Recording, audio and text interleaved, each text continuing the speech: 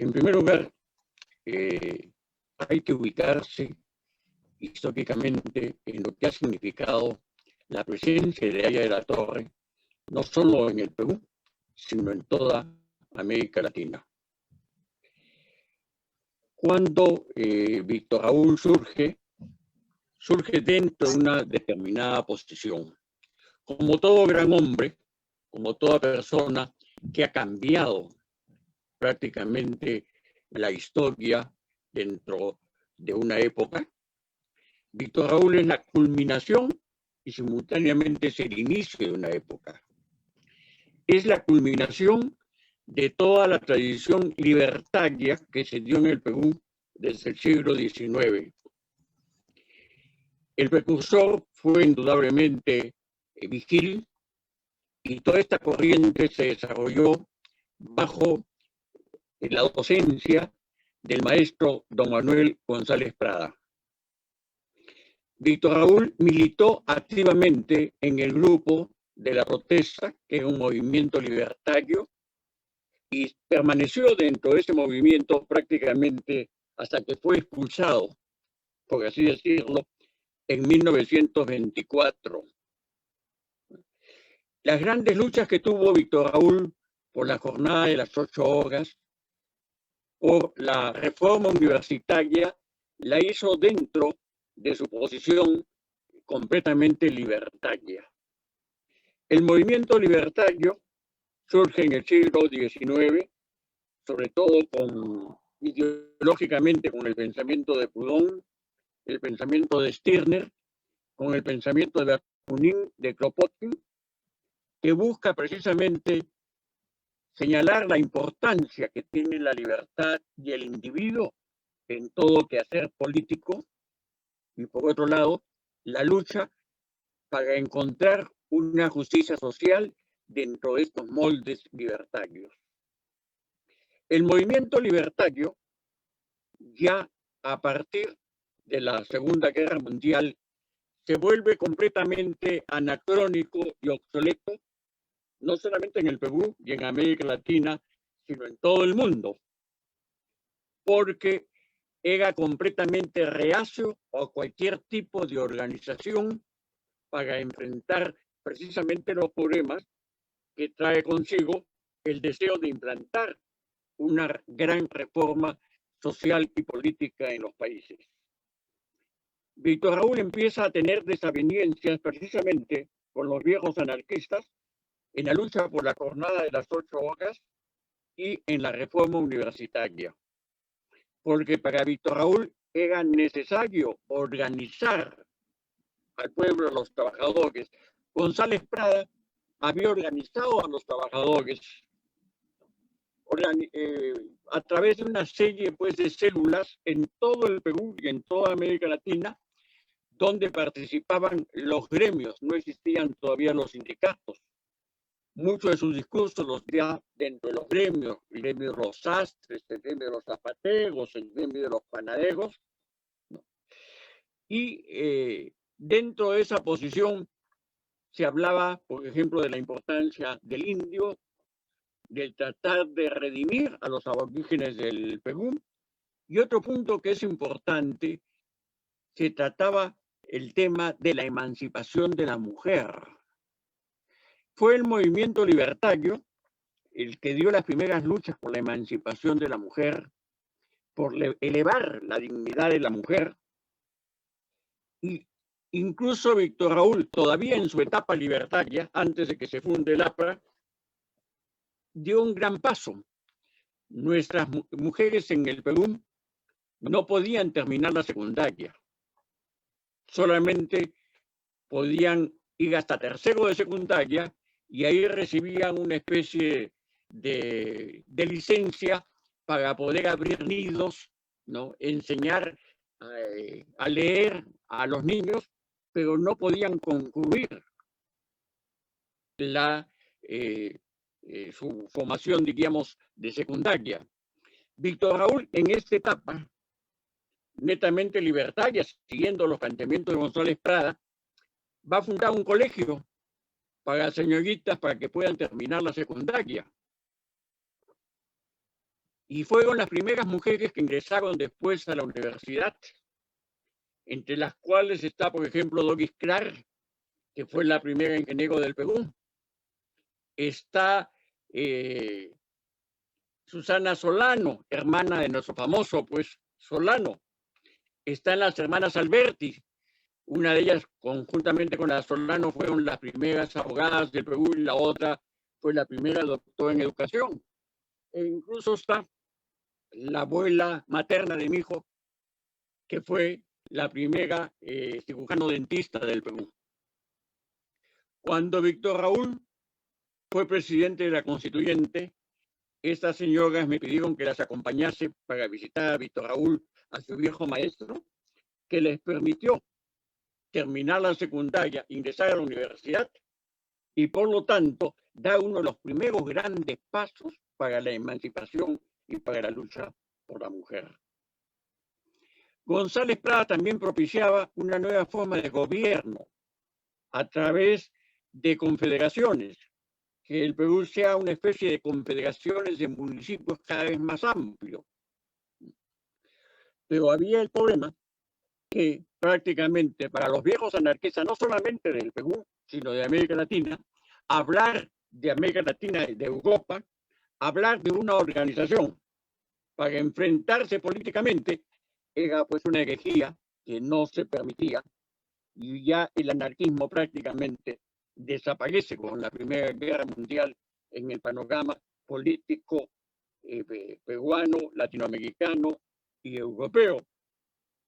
Sin embargo, sus grandes enseñanzas jamás las olvidó Víctor Raúl.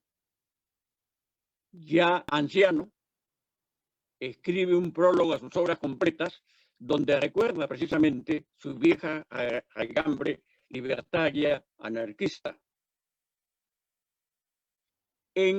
Por otro lado, el pensamiento mismo de Marx se hacía obsoleto. Y acá es algo muy importante que los apristas debemos distinguir. Una cosa es el pensamiento de Marx y otra cosa es el marxismo-leninismo. Por ejemplo, en muchas oportunidades Víctor Raúl reconoce que somos filosóficamente marxistas y en muchas otras oportunidades rechaza todos los dogmas y todos los fundamentos filosóficos del marxismo, que es un problema de palabras. Cuando habla Víctor Raúl de que somos marxistas, filosóficamente se refiere a Marx, y toda la crítica que hace a los fundamentos filosóficos se refiere al marxismo-leninismo, que es otra cosa. Entonces, Marx incluso utiliza la dialéctica realmente marxista de Marx para refutar al marxismo-leninismo. Pero en ese momento había algo que impedía que el pensamiento de Marx pudiese tener vigencia, como lo señaló, por ejemplo, Antonio Gramsci, el fundador del Partido Comunista Italiano. Necesariamente la Revolución Rusa tenía que ser una revolución contra Marx. ¿Qué cosa sucede? Marx, siguiendo el pensamiento de Fourier, señalaba en los primeros capítulos del Capital, que es el punto de partida de la teoría de la praxis del Marx histórico, que la sobreproducción a la que necesariamente iba a devenir la revolución industrial, el mismo quehacer del capitalismo, iba a producir una gran crisis de sobreabundancia de la producción. Y esa crisis de la sobreabundancia, de la sobreproducción, iba a traer consigo como postulado histórico la implantación del socialismo. Entonces, el socialismo era producto de la revolución industrial, de la revolución capitalista, y esta crisis de la revolución industrial por la sobreproducción iba a generar el socialismo. Ese es el pensamiento del Marx histórico, del Capital. Y eso, pues, se hizo completamente obsoleto ya a partir de la Primera Guerra Mundial, por una sencilla razón, que Marx no podía vislumbrar el fenómeno imperialista. que iba a terminar el colonialismo, se iba a iniciar el imperialismo, y que el imperialismo precisamente consistía en esa sobreabundancia, esa sobreproducción, exportarla a otros países. Entonces, el imperialismo impedía completamente que se pudiese seguir a Marx al pie de la letra. Estábamos en una época histórica, por lo tanto, en que ya no se podía repetir absolutamente nada. Había que recrear los principios, los grandes objetivos a una nueva realidad. Víctor Raúl se dio cuenta que, por un lado, el movimiento libertario tenía grandes objetivos, grandes principios, pero dentro del movimiento libertario no se podía ser efectivo dentro de una lucha política. Marx había regalado al mundo con una dialéctica, un sistema de interpretación, pero su letra estaba ubicada en una realidad que ya había sido superada por la misma realidad en su devenir, en su movimiento, en su progreso. Entonces había que recrear también el marxismo. El mismo planteamiento lo tiene Lenin, lo tiene Mao en China, y son los tres grandes movimientos que van a reinterpretar el marxismo y también parte del anarquismo, sobre todo por parte de Mao, porque Mao también estuvo anteriormente vinculado al movimiento libertario, al movimiento anarquista, y van a hacer una recreación distinta partiendo de una realidad distinta. La realidad de Indoamérica era muy diferente a la realidad europea, a la realidad asiática. Por lo tanto, las reinterpretaciones que se hacían en otros países, en otras realidades, no tenían nada que ver con América Latina, y acá había que ser completamente creadores.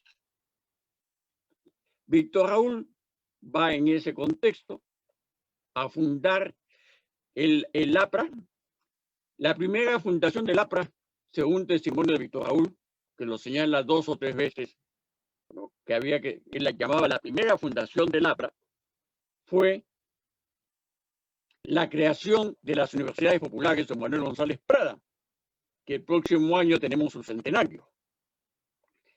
La fundación del APRA como movimiento y posteriormente la fundación del Partido Aprista Peruano, que es el que celebramos los 90 años. Entonces, estamos celebrando en este momento los 90 años de la creación del Partido Aprista Peruano, lo que hubiese sido inconcebible dentro de una posición exclusivamente libertaria, que era completamente ajena a todo lo que significaba partido, a todo lo que significaba política. Don Manuel, cuando retornó de Europa, sus primeras palabras fue: fuera política, vengan reformas sociales. Entonces, son 3 momentos, pero sumamente importantes. Víctor Raúl va, por lo tanto, a presentar un sistema de redención social y política para América Latina, en paralelo a la que presenta Lenin, y es el marxismo-leninismo en Rusia, paralelo al maoísmo. Y yo diría, con el mismo nivel intelectual académico. Y eso ha sido reconocido por el gran historiador del socialismo, el inglés Colley, que habla precisamente que la contribución más grande que ha dado América Latina en el campo del pensamiento político es la de Aya de la Torre. Aya de la Torre va a presentar una posición de redención política basándose en un hecho, que estamos dentro de una etapa imperialista que ha modificado todo, a todo el mundo, toda la realidad anterior, precisando que una cosa es el imperialismo en Europa, donde Lenin tiene razón, significa la última etapa del capitalismo, y otra cosa es América Latina, donde el imperialismo es la primera etapa del capitalismo. Solamente este hecho demuestra que necesariamente se tenía que tener un planteamiento teórico y una praxis completamente distintas. Este imperialismo en ese momento estaba vinculado a muchos imperialismos capitalistas de carácter exclusivamente nacional, obedecían a intereses nacionales. Existía el imperialismo yanqui, el imperialismo inglés, el imperialismo alemán, el imperialismo nipón. Y las diferentes áreas del mundo podían sufrir las embestidas de uno de esos imperialismos y no tanto de los otros. Todo el antiimperialismo del marxismo-leninismo de esa época se centra en el imperialismo inglés.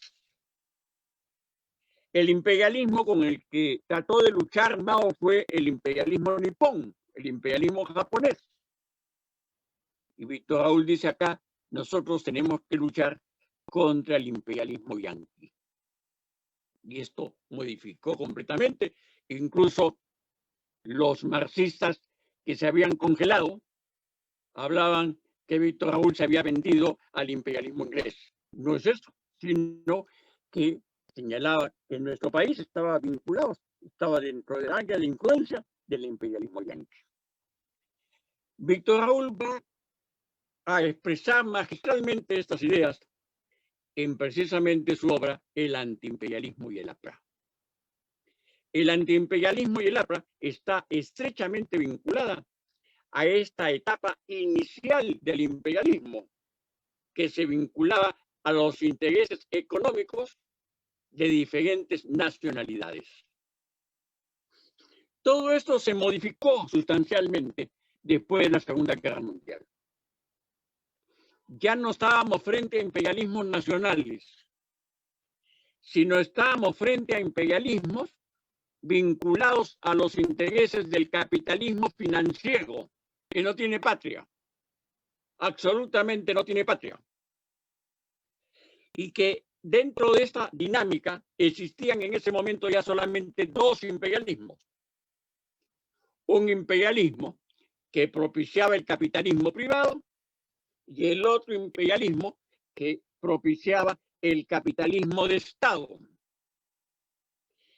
En un lado se practicaba el planteamiento liberal, en el otro se señalaba que necesariamente tenía que haber una dictadura y un imperialismo no solamente económico, sino incluso ideológico.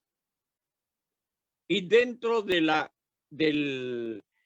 Unión Rusia Soviética staliniana, nuevamente se restableció el famoso índice del antiguo imperio religioso antes del Vaticano, cuando existían los estados pontificios, donde el Papa lamentablemente no solamente era el vicario de Cristo, sino también era el rey de un estado que entraba en pugnas políticas con otros estados. Y en Rusia se restableció los libros prohibidos, lo que no se podía leer, lo que no se podía pensar de un modo completamente parametrado, ¿no? Entonces, al cambiar todo imperialismo, tenía también que modificarse nuestra posición. Y acá viene la segunda etapa del pensamiento de Víctor Raúl. Su primera etapa fue recrear tanto el marxismo como el viejo movimiento anarquista y movimiento libertario para una realidad distinta, señalándole nuevos rumbos a toda América Latina y teniendo una influencia en toda América Latina. Allende perteneció al APRA como movimiento, igual los movimientos progresistas de Argentina, de América Central, de Venezuela, de Colombia, etc. O sea, fue una actividad más bien de creación y de señalar el rumbo, señalar los grandes objetivos. Acá nos encontramos dentro de otra situación. En primer lugar, el imperialismo había cambiado. Por lo tanto, nuestro antiimperialismo tenía también que cambiar.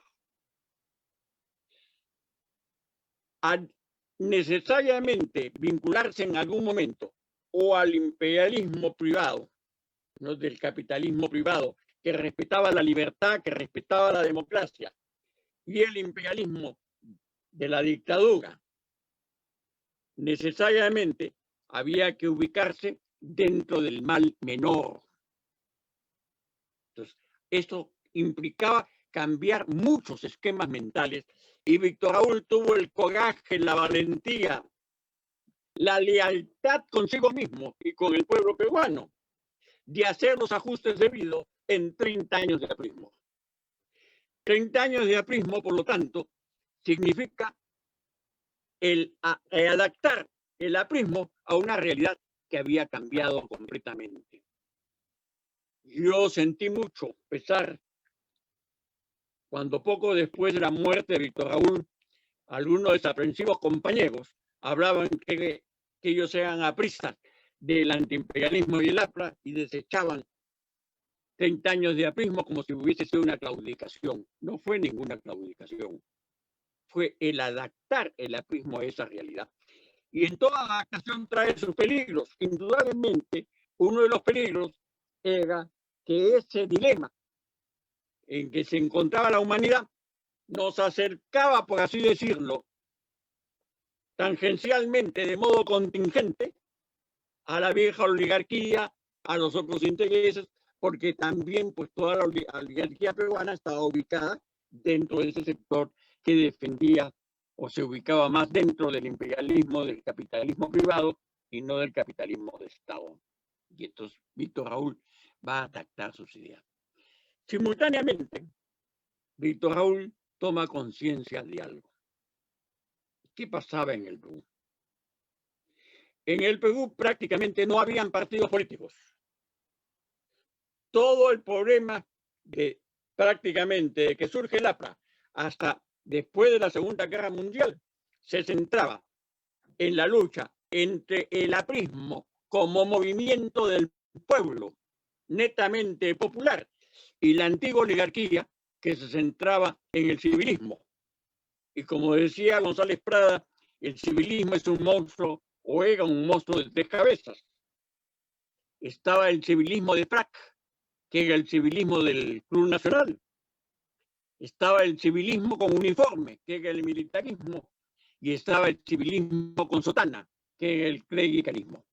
Entonces, toda era la lucha del civilismo, ubicando dentro del civilismo al militarismo y al clericalismo y el APRA.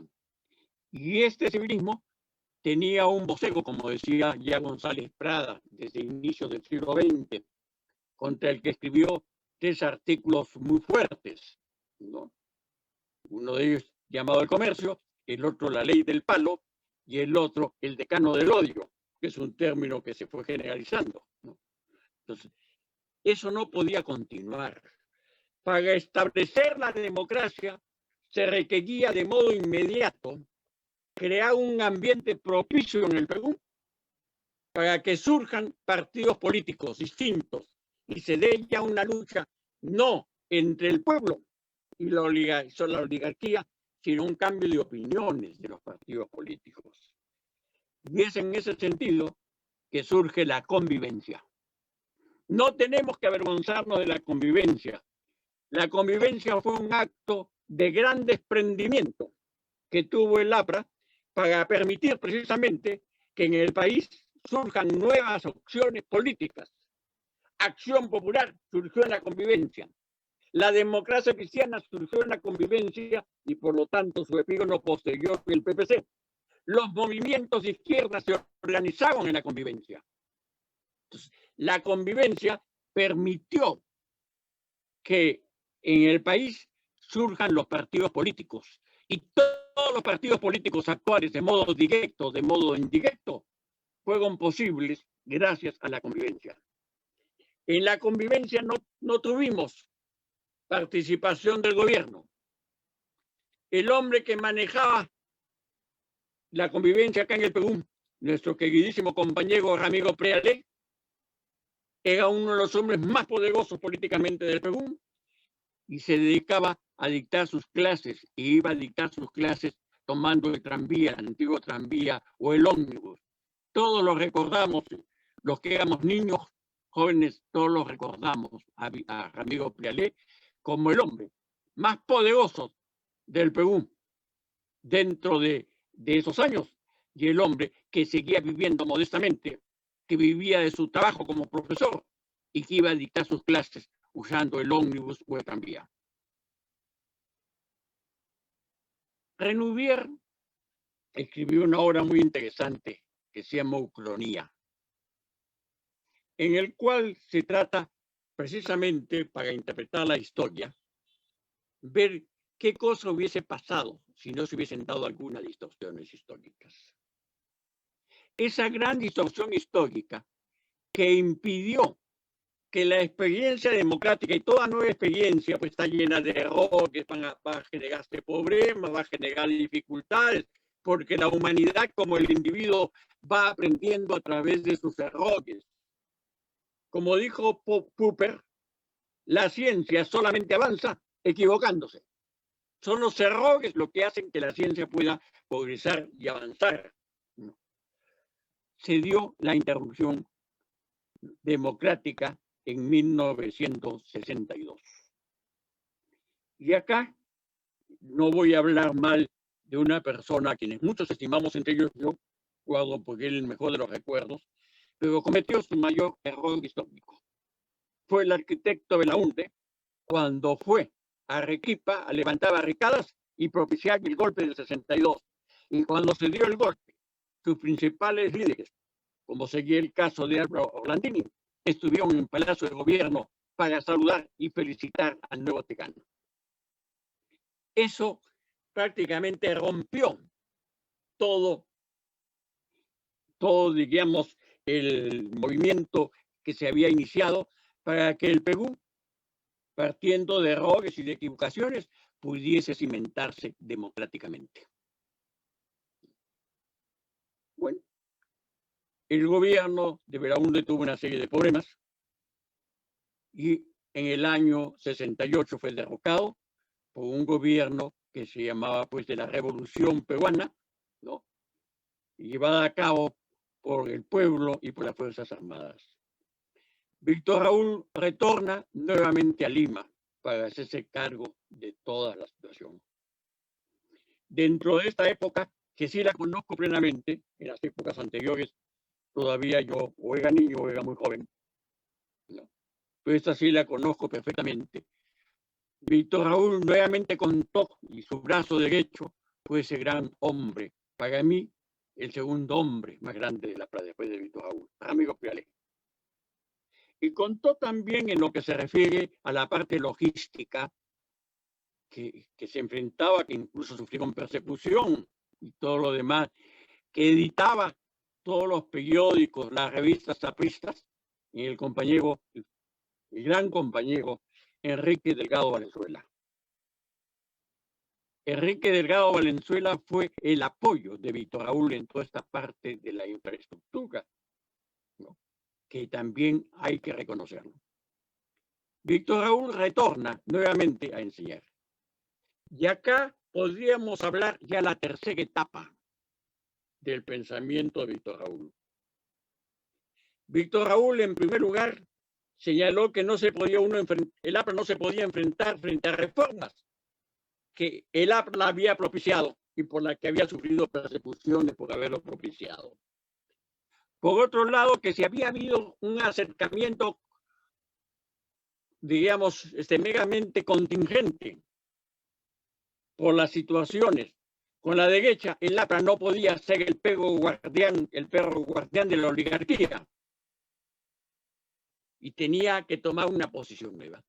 Por lo tanto, es a partir de ahí donde Víctor Raúl empieza nuevamente a recordar que el APRA es un movimiento que se ha creado para defender el derecho de los trabajadores, siguiendo a Proudhon, porque siempre tuvo presente los ideales libertarios. Recordaba que Proudhon había definido la revolución al decir: la revolución es el derecho del trabajo y es el derecho al trabajo. La revolución debe defender los derechos de los trabajadores y la revolución está en la obligación de crear fuentes de trabajo para las personas que no tienen trabajo. Es el derecho del trabajo y el derecho al trabajo. y empieza a orientar eso. ¿Y cuál fue el resultado? Que terminó, por así decirlo, cambiando la mentalidad de los mismos generales que estaban dentro de la esfera del gobierno de la revolución peruana.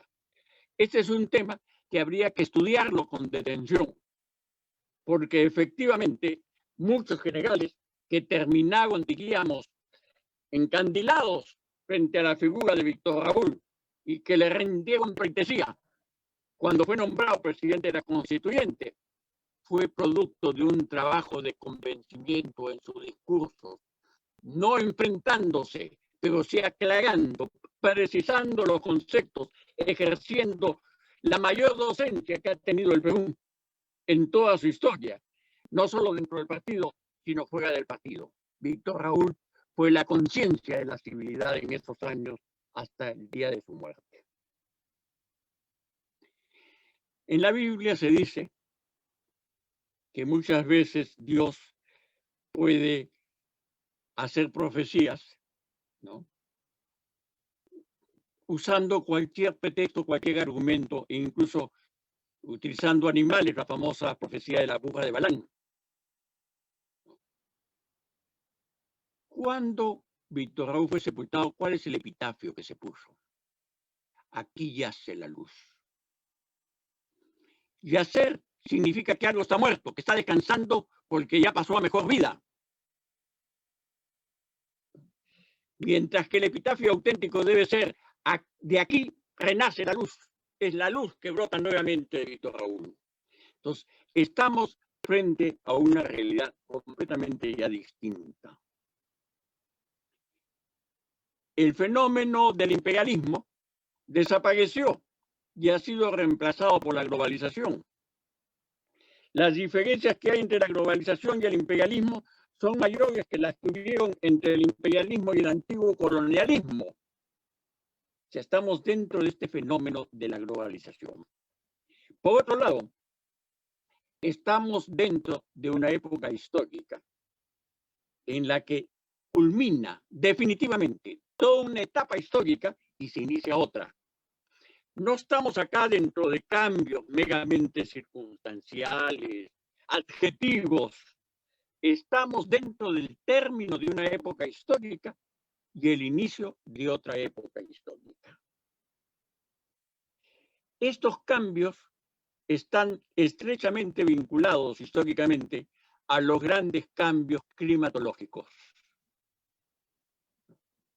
La Tierra, al girar, como todo lo que gira, se va desfasando paulatinamente el eje de rotación.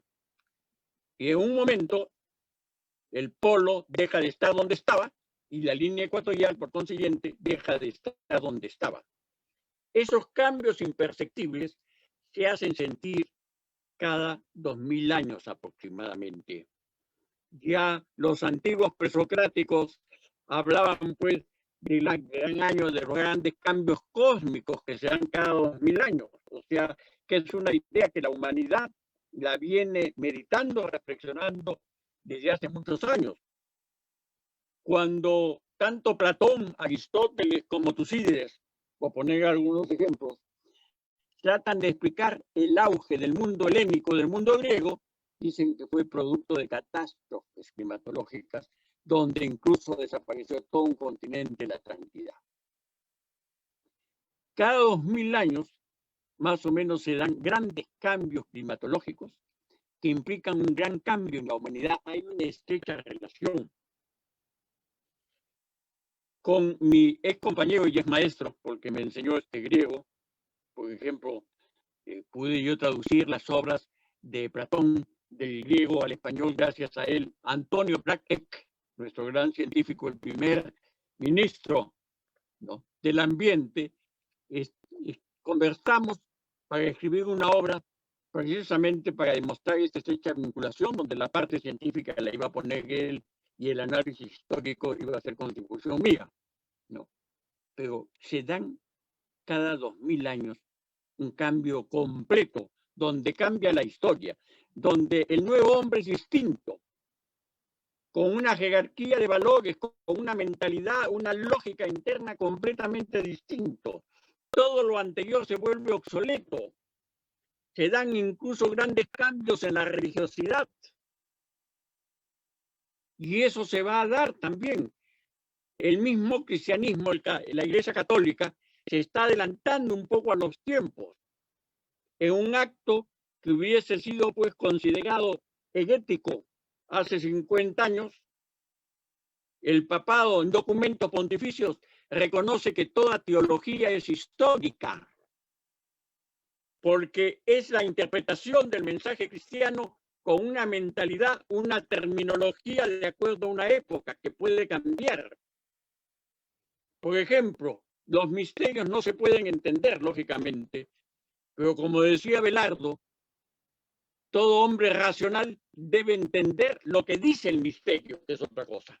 Y por ejemplo, no se puede entender lo que dice el misterio de la Santísima Trinidad sin ayuda de la filosofía del neoplatonismo de Plotino, que hace 2000 años quedó atrás para la humanidad. O sea, la Trinidad es prácticamente la aplicación, una interpretación de la divinidad para una mentalidad neoplatónica que ya no es la nuestra. Entonces no debe llamar la atención que ya no se hable de ese misterio prácticamente. Dentro de una mentalidad de hace 6, 7 siglos, donde todavía el hombre no había tomado conciencia de lo que integralmente es, que no es solamente espíritu, sino es también un cuerpo, que así como el espíritu tiene sus necesidades, el cuerpo también lo tiene. Era pues considerar pecaminoso, producto del diablo, toda relación normal, natural, que se diese entre los seres humanos y entre los sexos. Dentro de ese planteamiento, no se podía concebir que la Virgen en algún momento hubiese dejado de ser virgen. Y como se decía, la Virgen fue virgen antes, en el parto y después del parto. O sea, Jesús nació milagrosamente, pero no de modo natural. Eso obedece a la mentalidad de una época. Hoy día, a todo creyente sincero, que sea racional, como se pongan ustedes en mi caso, nos interesa si la Virgen fue realmente virgen o no fue virgen. ¿Dejaríamos de amar a la Madre de Dios si se nos dice que tuvo un parto natural? Absolutamente no, eso obedece a diferentes mentalidades. Entonces, necesariamente va a haber un cambio, tiene que haber un cambio en la religiosidad, y ya se está dando esos cambios en la religiosidad. Ya, por ejemplo, se habla de la liturgia cósmica, cosas que parecían heréticas. Pensadores que fueron condenados, como sería Trindade de Chardin, hoy día son considerados maestros de la Iglesia. Por poner solamente un ejemplo, hay muchos ejemplos así. Lo que sucede es que cambia todo. El Estado, que en una época se vuelve obsoleto, tiene que surgir una nueva forma de Estado, una nueva religiosidad, van a surgir nuevas manifestaciones artísticas, pero acá hay un problema grande, que es que toda la escala de valores que regían en la humanidad se han venido abajo y todavía no ha sido reemplazada por una escala de valores nueva. Y si no hay escala de valores nuevas, simplemente no puede haber pacto social. En la última oportunidad que dicté el curso de filosofía del Estado, ¿no?, y de ideas políticas en el doctoral de educación, para interpretar el Estado y cómo surge, por primera vez lo hice, lamentablemente no tomé conciencia de ellos antes, usé mucho el psicoanálisis, a Freud, lo que es el subconsciente colectivo de Jung, los planteamientos de Adler. Y dentro del planteamiento de Freud tenemos lo siguiente. Hay un yo, que es la conciencia, hay un inconsciente que obedece a nuestras experiencias personales, Pero también hay un subconsciente que se le llama el ello, la censura, que es la expresión de todo el subconsciente de la humanidad. Y ahí está la escala de valores que producen la censura. Precisamente la escala de valores da una norma de vida. Y de acuerdo a esa norma de vida hay un pacto social.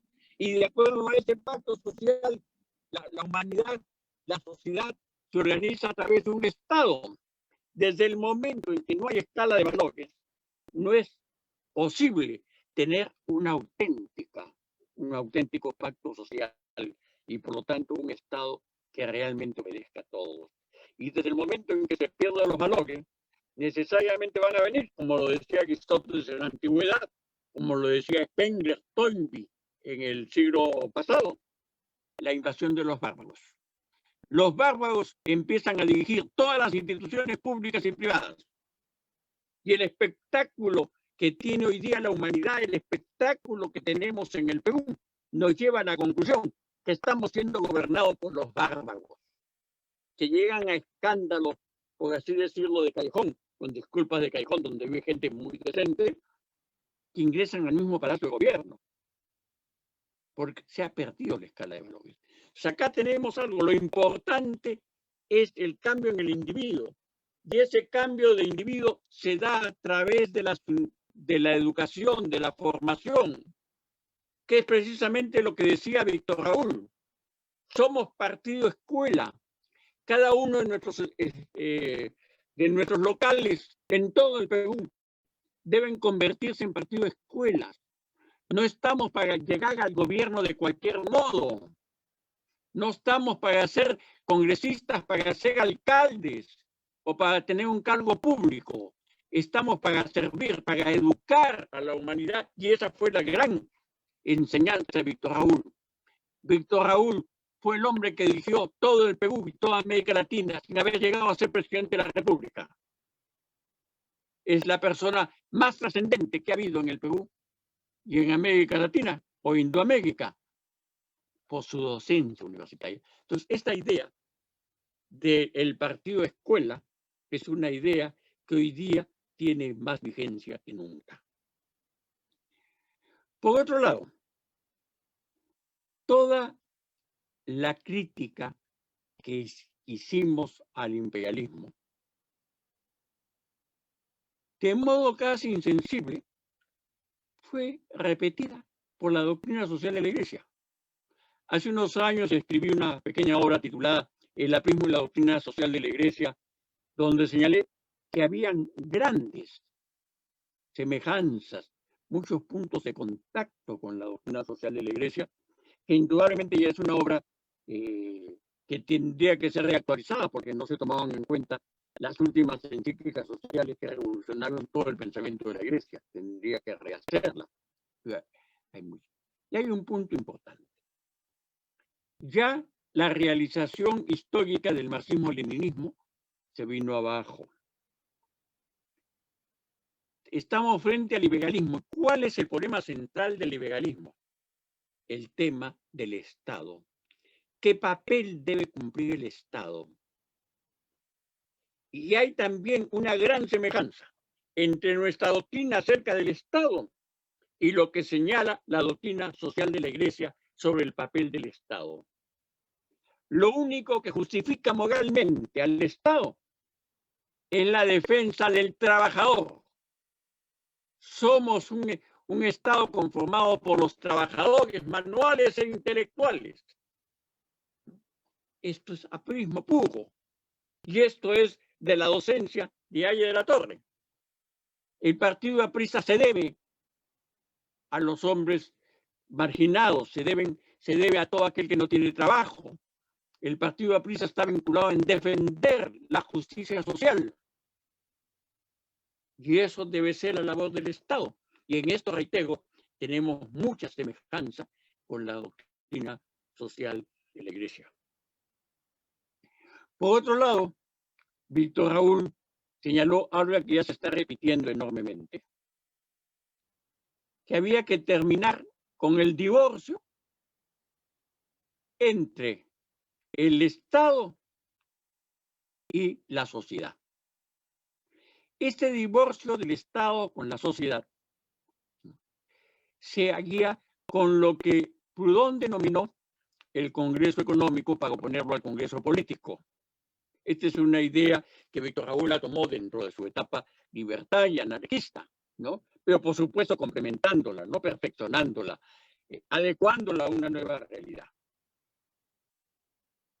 Cosa curiosa, he revisado detenidamente todas las revistas llamadas de defensa nacional del CAEN, donde intervienen las mentes más lúcidas del ejército, y he encontrado un hecho. Todos ellos hablan del Congreso Económico, no con el nombre, no dicen Congreso Económico, pero hablan de una institución que es el Congreso Económico. Las mayores elogios que he encontrado a lo que vendría a ser la idea del Congreso Económico, lo he encontrado en estos artículos que los voy a publicar, muchos de ellos, ¿no? En la nueva edición que estoy ya por terminar de mi el APRA entre dos orillas, 80 años de aprismo. O sea, el Congreso Económico tiene una gran vigencia. Hay otro aspecto fundamental que también viene de una rica herencia que desde el siglo XIX fue algo de lo que habló Vigil, de lo que habló González Prada y posteriormente, o bueno, antes de ellos habló Vizcardo y Guzmán, el gran precursor de la independencia mexicana y gran precursor del ideal bolivariano. Habló Bolívar, el tema de la integración. Y acá en el tema de la integración es importante tener presente algunas ideas. Todos los grandes pensadores, los grandes filósofos del siglo XIX, del siglo XX, los grandes también científicos, Comte, Stuart Mill, Freud, Einstein, Bertrand Russell, Husserl, por poner ejemplos, solamente algunos ejemplos, concluyen algo. El Estado, el gobierno universal se viene, es un postulado histórico. Desde el momento en que hay globalización económica, va a haber globalización política. Necesariamente. Entonces, todo el problema está cómo se llega a este gobierno universal. Se llega con el intento de una potencia que se apodera del mundo, como trató de hacerlo Hitler en algunos momentos, como trató de hacerlo el imperialismo yanqui, como trató de hacerlo el imperialismo marxista-leninista, o se llega a través de consensos, a través de confederaciones. Cuando Saint-Simon en el siglo XIX habló de conformar los Estados Unidos de Europa, tanto Proudhon como Malatesta, Bakunin se opusieron, no por ir contra la integración, sino señalando que la integración no puede ser a partir de estados que son países completamente desintegrados. No puede estar Francia sola, como Francia, como Estado. Tiene que haber una Francia previamente confederada entre ellos. O sea, el primer paso de la integración es integrar a los países y se van integrando después en zonas. Entonces, la integración que propicia ahí la Torre y que propició anteriormente González Prada es la integración de América Latina que no se agota en América Latina, sino es una integración de América Latina para propiciar que se formen 4 o 5 grandes integraciones mundiales, como decía Kant, y que de la confederación de esas 4 o 5 grandes confederaciones integracionistas surja el gobierno universal. Entonces, tenemos que integrarnos, en primer lugar, nosotros. Después, América Latina incluso es muy amplia. Y es por eso que Víctor Raúl hablaba de las zonas económicas. Nosotros conformamos una zona económica con Bolivia, con el Ecuador. Y nuestra primera integración internacional debe ser con Bolivia y Ecuador. Entonces, todo ese planteamiento de esta integración que parte de una gran reforma del Estado, porque el Estado tendría que basarse en la comuna, en el municipio. y es a través de que se va construyendo el Estado. Por ejemplo, debe terminarse con ese divorcio entre las regiones, los gobiernos provinciales y los gobiernos municipales. Eso no le hace bien al país y fomenta la corrupción. Entonces hay que partir del municipio. El municipio provincial debe ser la confederación de los municipios distritales.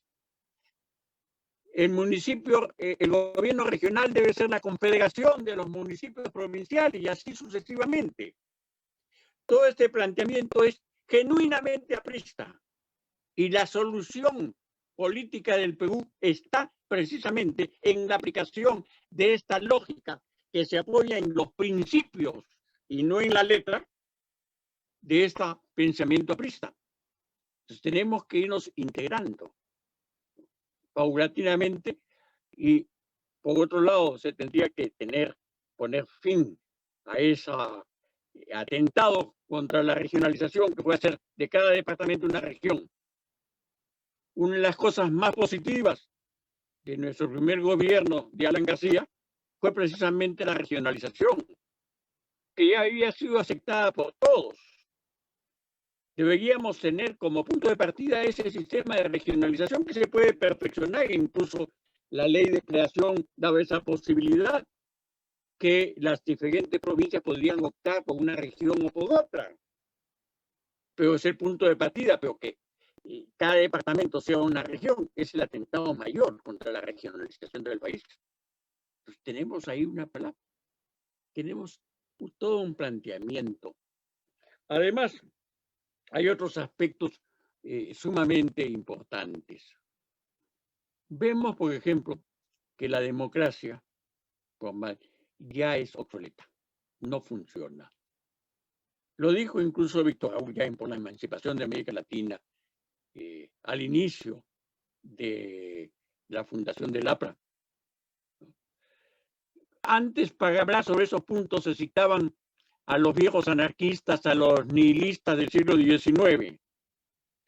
Nadie en el siglo XX ha señalado con mayor crudeza que ya el actual Estado, el actual sistema democrático es obsoleto, está en las doctrinas sociales de la Iglesia.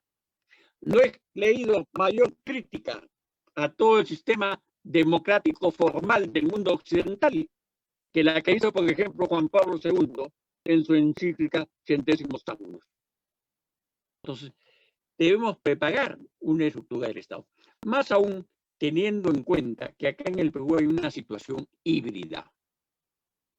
Porque ese sistema democrático formal se apoya en la plena independencia de los poderes públicos. Y la plena independencia de los poderes públicos tiene una condición sine qua non, que es la que todos los poderes deben estar en el mismo nivel.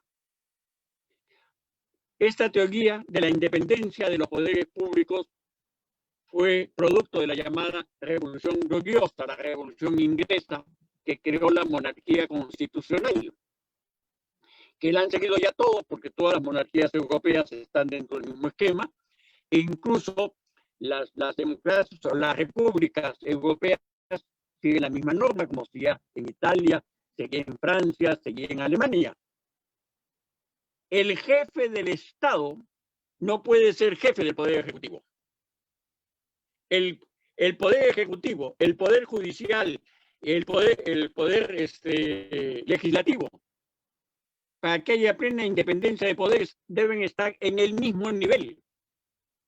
Desde el momento en que acá el jefe del Ejecutivo, el jefe del Estado, como era en las monarquías dictatoriales absolutistas, hablar de plena independencia de los poderes públicos es un saludo a la bandera.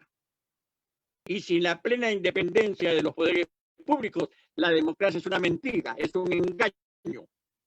Entonces, es un tema central.